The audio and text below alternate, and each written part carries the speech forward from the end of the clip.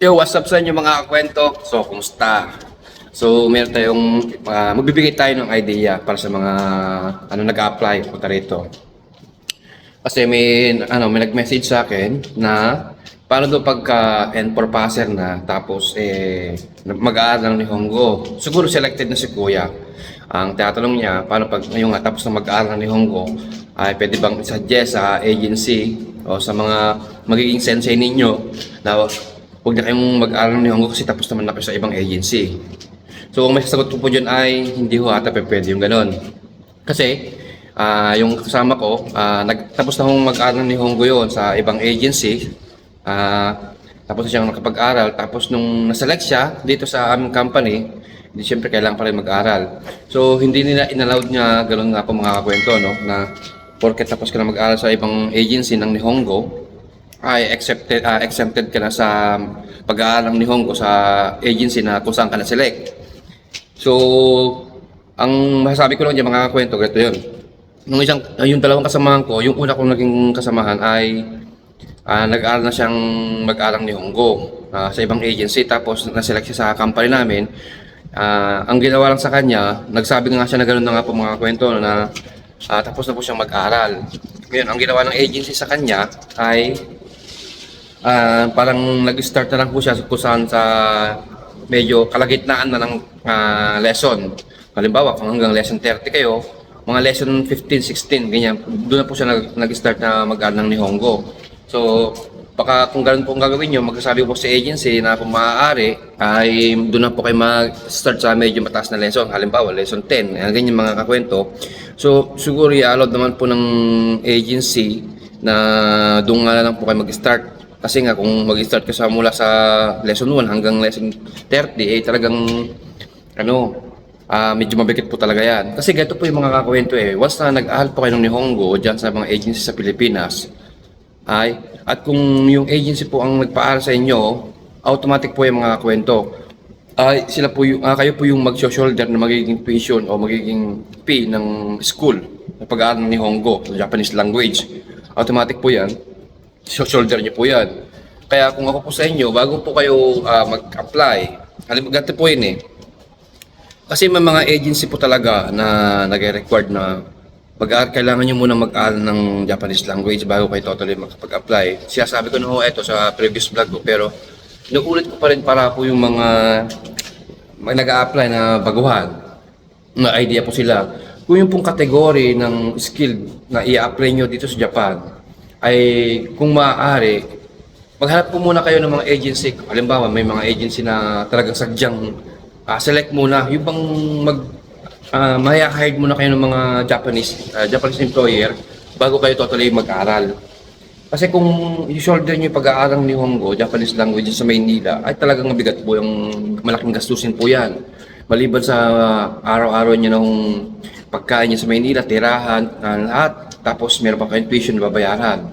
Medyo mabigat po talaga yan. Pero kung yung pong kategory na ina-apply nyo dito sa Japan ay kung maaari na select muna kayo bago kayo mag-aaral ng Nihongo, at least dyan po mga kwento, dyan po sa bagay na yan, ay magiging shoulder po ng employer nyo dito sa Japan pagka ganun po ang nangyari.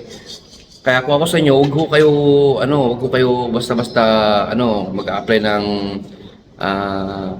yung category na ina-apply nyo dito. Huwag nyo basta-basta i-apply na oo kayo agad. Mag-isip po kayo ng ibang option. Halimbawa sa isang agency ay nagsabi na kailangan nyo muna mag-aral bago kayo makapag-apply dito. At try nyo po muna sa ibang agency ulit. Maghanap po kayo ng mga agency. Hanggang makahanap po kayo ng agency na yung pong select muna bago kayo mag-aral o ma-hire muna kayo bago kayo mag-aral ng Japanese language. May mga agency po talagang gano'n. May mga agency po talaga na kailangan nyo munang mag-aaral ng Nihongo. Kagaya mo ng mga, ang alam ko sa caregiver o health worker, mga gano'n po ang nagiging sitwasyon nila. Kasi yung isang hipag ko ay papunta na rin ko rito, ang nangyayari ay pinag-aaral po muna talaga sila ng Japanese language bago sila line up sa final interview sa Japanese employer.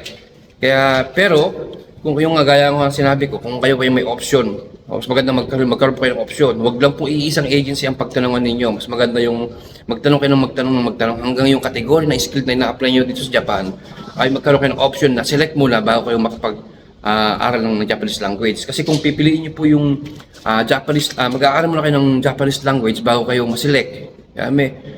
Ay medyo alanganin po tayo doon. Kasi paano po kung halimbawa nag-aaral po muna kayo ng ilang buwan, 3 hanggang 6 na buwan, kumasas po kayo ng 100,000. Sigurado po yung 100,000 kung isa-shoulderin yung pag-aaral ng Nihongo.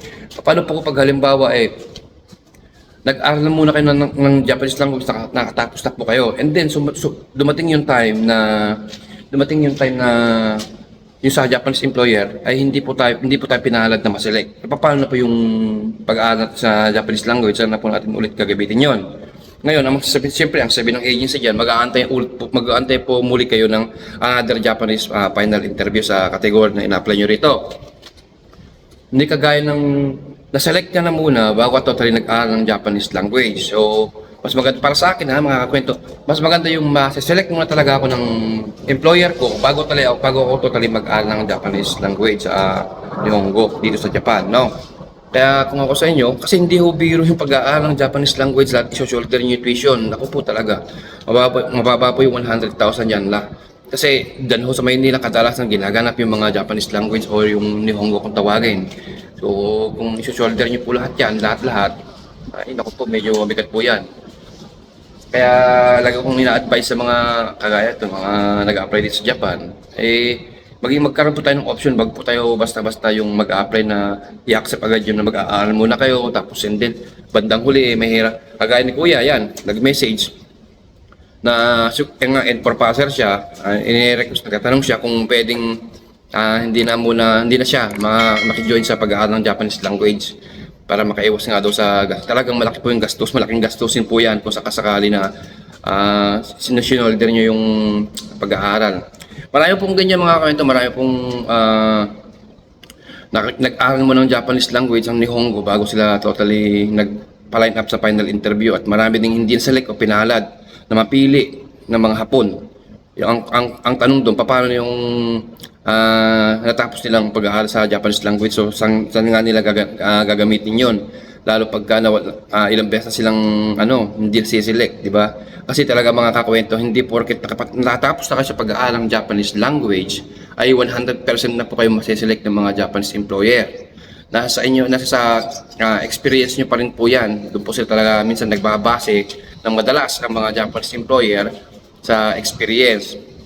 Pero gaya nga po ng sinabi ko, wala lang po kayong kung 3-4 na agency na pagtanungan ninyo at yung category na ina-apply nyo dito sa Japan ay kailangan nyo muna mag-aaral ng Japanese language. So no choice po kayo, talagang doon po ang pagdadaanan nyo. Pero kung may option naman po kayo, meron po kayong pwede pagpilian na ma-select muna bago kayo mag-aaral ng Japanese language, mas better po yun. Marami pong ganyan, marami pong kakape. Actually, alas 2 pa lang, alas 3 ng hapon na. So, may mga tao dito tulog. Sa trabaho, may panggabi, pang-umaga kasi po. Shoutout nga po pala. Nga po pala sa mga lagi nagtatanong kung halimbawa mapanood niyo po itong video na to. Ito pong aking agency sa Pilipinas, yan, Uno. So, shoutout nga po pala sa lahat po ng staff sa Uno Overseas Placement Incorporation. Diyan po ako nakalayas. So, dyan din po yung sasabi kong agency na masiselect ka muna, mapipili ka muna ng Japanese employer bago ka totally pag-aralin ng mga Japanese language. Yan. So, sana makapagbigay ako ng ulitin ko, disclaimer lang po, yung pong sinasabi ko dito ay yun lang po yung nakikita ko mas better na way para makaiwas po tayo sa gastusin. Ako na ho nagsasabi sa inyo kung talagang iso-shoulder nyo yung pag-aaral ni Nihongo, tapos iso-shoulder nyo yung tirahan, pagkain, sa araw-araw, tapos taga-probinsya pa kayo, taga-Visayas pa kayo, taga-Mindanao. Malaki pong gastusin ang pag-aaral ng Nihongo. Bagamat walang placement fee ang Japan, ay naku po, ako na ho nagsasabi sa inyo na may kalakihan po talaga ang paggastos sa pag-aaral ng Nihongo. So, yun po ang i-advise ko kay Kuya.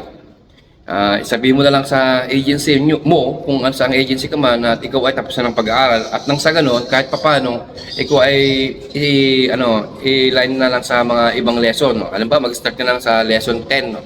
10 pataas, yung mga ganyan. Kasi kung magre-lesson 1 ka uli, tapos ka sa pag-aaral, ay ano ka po, mahaba-habang gastusan po talaga yan. So, yun lamang po. So, sana makapagbigay tayo ng mga ganitong idea sa mga nag-a-apply nangangarap dito sa Japan. Binabalik ko lang din po yung mga ginawa sa akin ng mga senpai noon na nandito na sa Japan, na nagtatanong-tanong ako sa mga vlog nila. So, nire-replyan po ako. Kaya pagka ganun may nagtatanong din po, nire-replyan ko din, binabalik ko lang din po. So, maraming salamat. Hanggang sa muli.